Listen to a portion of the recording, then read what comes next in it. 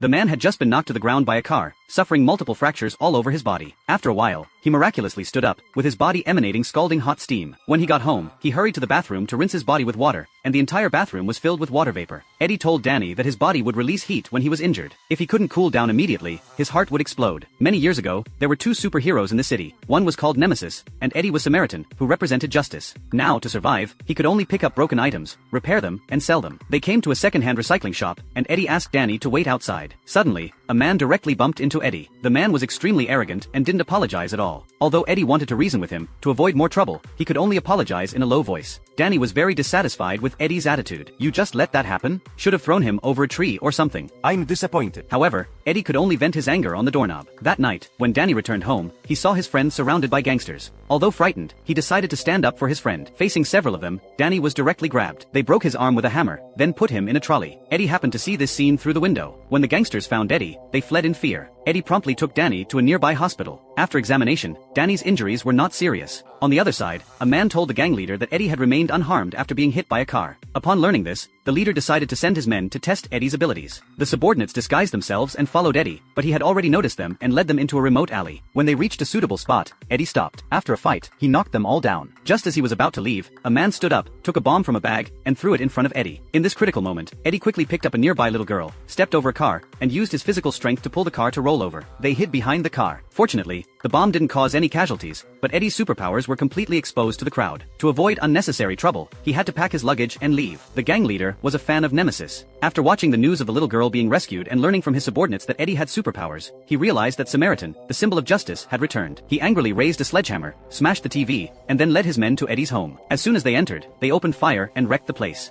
After a search, they didn't find Eddie. Danny and his mother heard the gunshots and looked at Eddie's house, only to be spotted by the gang leader, who made a shooting gesture at them. Danny and his mother fled in terror. They tried to knock on neighbors' doors for help, but no one was willing to assist. They could only run to the rooftop, but were still surrounded by the gang. When Eddie was preparing to leave the city, he found a watch in his clothes bag. It was the one he had promised to repair for Danny. He went to Danny's home and found Danny's mother injured, sitting on the ground and calling her son's name. Eddie learned that Danny had been captured by the gang leader. Then he went alone to the garbage disposal plant, punched through the glass to steal the key, opened the garage door, drove a heavy truck, and arrived at the place where Danny was held. Eddie broke through their defense and stood before them, as a group of gang members aimed their guns at him.